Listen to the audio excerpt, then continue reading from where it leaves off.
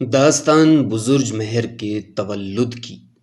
سخن آفرینان شیریں زباں اس داستان کو یوں بیان کرتے ہیں کہ بعد 9 مہینے کے جمعے کے دن ساعت سعید میں خواجہ بخت جمال کی حرم کے شکم سے ایک فرزند ارجمند، جس طرح سے خورشید برج حمل سے برآمد ہو، پیدا ہوا۔ اول تو ماں اس کی خواجہ کو یاد کر کے اپنی تنہائی پر خوب روئی، بعد اس کے لڑکے کا جمال منور دیکھ کر مالا مال خوش ہوئی اور آفریدگار کا شکرانہ ادا کر کے بزرج مہر اس کا نام رکھا۔ جب بزرج مہر 5 برس کا ہوا، ایک ملا کے پاس کہ وہ محلے کے لڑکوں کو پڑھایا کرتا تھا اور خواجہ بخت جمال کے شاگردوں میں مشہور تھا، لے گئی اور کہا کہ خواجہ کا تم پر حق بہت سا ہے اور یہ اس کا لڑکا ہے، اس کو تعلیم کرو گے تو تمہارا نام ہوگا۔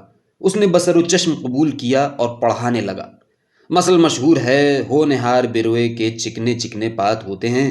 بزرج مہر نے کہ ازبس ذہن رسا رکھتا تھا، چند سال کے عرصے میں جمیع علوم سے فراغت حاصل کی۔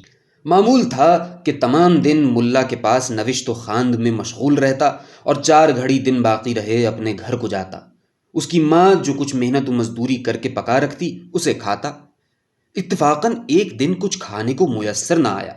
بزرج مہر اپنی ماں سے کہنے لگا کہ اب تو مارے بھوک کے انتڑیاں قل واللہ پڑتی ہیں، اگر کوئی چیز ہو تو دیجیے، اس کو بیچ کر کچھ کھانے کی فکر کروں۔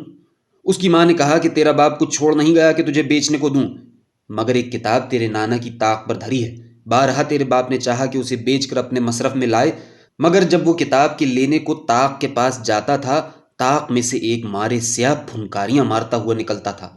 وہ خوف سے ہٹ آتا تھا۔ دیکھ، اگر وہ کتاب تجھ سے لی جائے تو اس کو لے کر بیچ کھا، سوائے اس کے تو اور کوئی ایسی چیز نہیں ہے کہ تجھ کو دوں۔ بزرج مہر اس کتاب کو طاق پر سے اتار لایا اور 2-4 صفحے اس کے مطالعہ کر کے پہلے تو زار زار مانند ابر نوبہار دہاڑے مار کر خوب رویا، بعد اس کے ایک مقام دیکھ کر بے اختیار قہقہہ مار کر ہنسا اور چہرہ زرد پر مارے خوشی کے سرخی دوڑ گئی۔ حاضرین اس حرکت سے متعجب و متحیر ہوئے کہ یہ رونا اور ہنسنا کیسا ہے۔ ماں کو اس کی گمان جنون کا ہوا، ہر ایک سے کہنے لگی کہ لوگوں، کوئی خدا کے واسطے پر فساد کو بلا لا دو تو اس کی فسد کھلوا دوں کہ مجھ دکھیا کا یہی ایک وارث ہے، اگر اس کو جنون ہوا تو کہیں مجھ مصیبت زدہ کا ٹھکانہ نہیں ہے۔ بزرج مہر نے اپنی ماں سے کہا کہ خدا نہ کرے مجھ کو سودا ہو۔ رونے اور ہنسنے کا سبب یہ ہے کہ اس کتاب کے پڑھنے سے تمام احوال گزشتہ و آئندہ مجھ کو معلوم ہو گیا۔ رویا تو اس واسطے کہ میرے باپ کو ملک القش وزیر نے بے گناہ مار ڈالا ہے، چنانچہ اب تک اس کی لاش بے گور و کفن پڑی ہوئی ہے، اور ہنسا اس بات پر کہ میں اس سے اپنے باپ کا خون لوں گا اور یہاں کا بادشاہ مجھے اپنا وزیر کرے گا۔ اب کھانے پینے کا غم نہ کھاؤ، کھانا بہت اور 10 کو دے کر کھاؤ گی۔ یہ کہہ کر لونڈی کو اپنے ساتھ ایک بنیے کی دکان پر لے گیا اور بنیے سے کہا کہ اس عورت کو اتنا میدا، قند اور گھی ہر روز دیا کر۔ اس نے کہا کہ قیمت کب ملے گی؟ بزرج مہر بولا کہ قیمت مجھ سے مانگتا ہے؟ تو نے جو حامد دہقان سے کئی ہزار من گیہوں لے کر اس کو 4 فرزند سمیت غلہ پہنچانے کے واسطے زہر دے کر بے قصور مار ڈالا ہے، یہ راز اگر عدالت شاہی میں جا کر افشا کروں تو کیسی بنے؟ بنیا اس بات کو سن کر سن ہو گیا، لگا گھبرا کر کہنے کہ میاں جی، ماکھا رام جانے، یہ دکان آپ ہی کی ہے، جس وقت جو درکار ہوا کرے منگوا لیا کرو، پر یہ بات جو انکہتی آپ نے کہی ہے اس کو اپنے جی ہی میں رکھیے گا۔ بزرج مہر وہاں سے لونڈی کو لے کر بکر قصاب کی دکان پر گیا۔ اس سے کہا کہ 1 من تبریزی گوشت ہر روز اس لونڈی کو دے دیا کر۔ اس نے کہا کہ دام کب پاؤں گا؟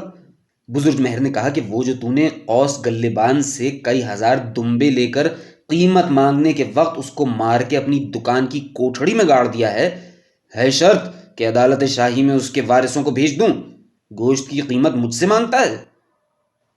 قصائی یہ جملہ سن کر گائے کی طرح سے کانپنے لگا اور بے تحاشا بزرگ مہر کے پاؤں پر گر کر کہنے لگا کہ گوشت تو کیا، میری جان بھی آپ ہی کی ہے، جس قدر سرکار کی لونڈی حکم کرے گی اتنا گوشت مچرب کریلی کا ہر روز تول دوں گا، مگر میری جان و حرمت آپ کے ہاتھ ہے۔ اسی صورت سے کچھ پتے صراف کو بھی دے کر 5 دینار کا یومیہ مقرر کیا اور خوشی خوشی اپنے گھر میں بیٹھ کر وقت کا انتظار کرنے لگا۔